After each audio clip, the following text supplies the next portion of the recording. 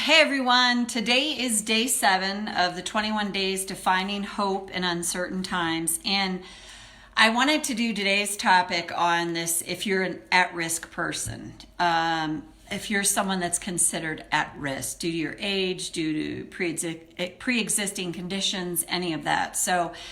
And the fear that can elevate around that, and just a couple practical things. I just personally highly recommend, if you're an at-risk person, you want to, it's very good to be informed, and not for 1 minute, and I'm saying be cavalier about it at all. I love these two sayings: trust in God, but tie your camel; pray to God, but row to shore. So row to shore, tie my camel. I'm going to do my part. I'm going to do everything I can. I was talking to someone last night who has asthma, and we talked for quite a while, and she's just been holstered at home. She has someone deliver her food. She just takes every precaution, and she needs to do that for herself to feel as safe as she can. So make sure you do those things that help you in that arena to feel safe about what's happening. And it's really interesting. I was walking with my husband last night with our dogs, and I actually think that I had this back in January.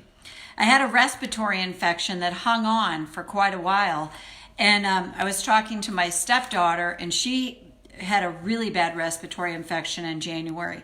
And she went and got tested, and she tested negative for the flu. And then what she said is, she goes, that what they're finding is if you test negative for the flu, you typically have had it. So to me, I'm not sure that that's the case for me, but it sure seemed like that's what was going on. So for healthy people, this is, please, I'm not a medical doctor. It's just my personal opinion. So please just take what you want from this and leave the rest. I have the belief that we build antibodies if things like that happen to us.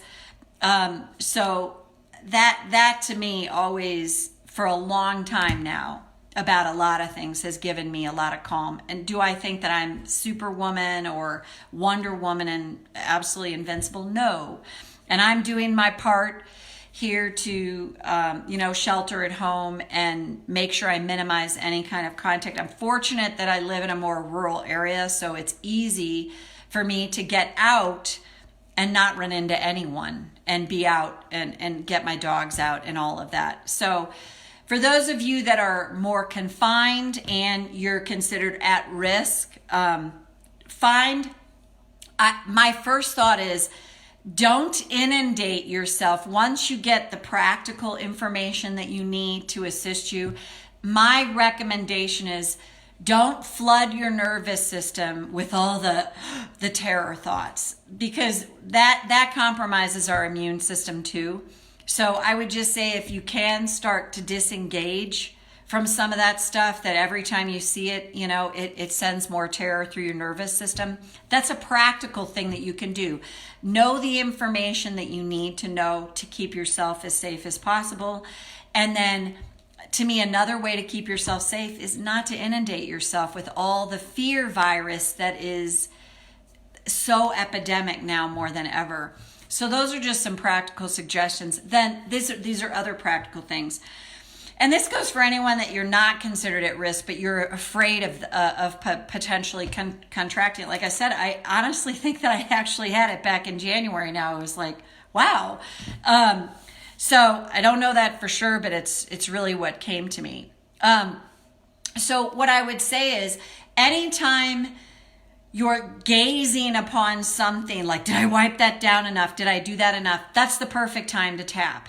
Anytime, if you do hear news, it's the perfect time to tap, to interrupt before the momentum of those thought patterns gets going so strong. So those are just all practical things that you can do every day.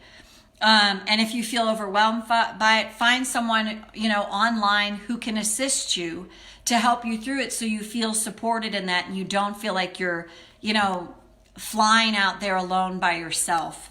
So all those things, if you think, God, did I wipe the mail down enough? Did I wipe the box down enough? It is the perfect time to tap. So just do the practical stuff, and then do I'm going to tap because I notice this is escalating some fear in me. And again, as you're tapping, if you feel an emotional charge that spikes, that's actually a really good thing because it's letting you know that you're targeting something. But as always, take responsibility for yourself. And don't do these videos if you feel like, I don't really want to be triggered. Find someone to help support you through this. That's so important. And it's learning to honor yourself and what you need and what feels right for you. So let's start tapping. So think about if you're at risk, if you're someone with say a pre-existing respiratory infection, if you're an age group where someone told me I'm 57, I'll be 58 in June. They're like, you're at the high risk category. I'm like, I am. I would say think about your health, and if you're at least a remotely healthy person, take that into consideration too. So think about like, God, I've got a respiratory issue. I've got asthma. I've got something else here that makes me at risk. And you want to notice the emotion that comes up for you about being an at-risk person, even that label, at risk.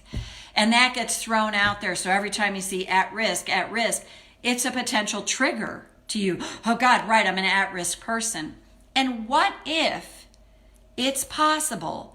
Just, again, trust in God, but tie your camel, pray to God, but row to shore, do all the practical things you can, but to maybe start to unhook emotionally from the label of at risk. And again, I'm not at all suggesting go out and be cavalier and, don't take precautions. Take those precautions, but then now in this safe place, you can do the emotional work to unhook from those things that create more fear in you. So let's start tapping. Karate chop. Hey, Tina. Hey, Joanne. And that's who I can see is here. It looks like someone else is as well. Even though I'm an at-risk person, even that label terrifies me. I choose to acknowledge my feelings now. Even though I'm an at-risk person, and when I hear more about being at risk, that terrifies me. I choose to acknowledge my fears right now. Even though I'm considered an at-risk person. And that thought can send terror through my nervous system. But what if I could soothe that part of me and see this differently, even just a little bit now? And go to the eyebrow. I am at risk. And if I read or hear stuff about being an at-risk person, that adds to my fear. And what if I actually have an advantage here? Because I have a way to acknowledge and honor my truth and to potentially soothe that. And what if that makes a huge difference for me? That label, at risk. When I hear the information behind that, that creates a lot more stress in me. And what if, as I follow safe practices for myself, I also use whatever techniques I have to soothe myself, to soothe my nervous system? And what if that boosts my immune system? Because I'm lowering the fear that tends to take over my body, mind, and spirit. And what if it's possible? That makes such a difference for me. Because I don't have to stay soaking in the fear, churning in the terror around being at risk. And what if? That makes a huge difference for me. So what if I have this great combination? Trust in God and tie my camel. Pray to God and row to shore. I take the action steps I need to keep myself as safe as possible. And then I tap or do any other practice that helps calm my nervous system. And that's a huge advantage I have. I don't have to be free of fear. What if I can just soften it more and more? Every time I recognize it. And what if that gives me such an advantage? And makes a huge difference for me. Body, mind, and spirit. And what if I could even see this as a period of time in my life to develop more self-trust and more connection with whatever I believe runs all of this? What if things have slowed down enough for me to really look at my life and to see it differently? And what if that helps me to figure out how to let whatever needs to go, and whatever needs to come? And what if it could be possible this will help my spiritual awakening as I quell my fears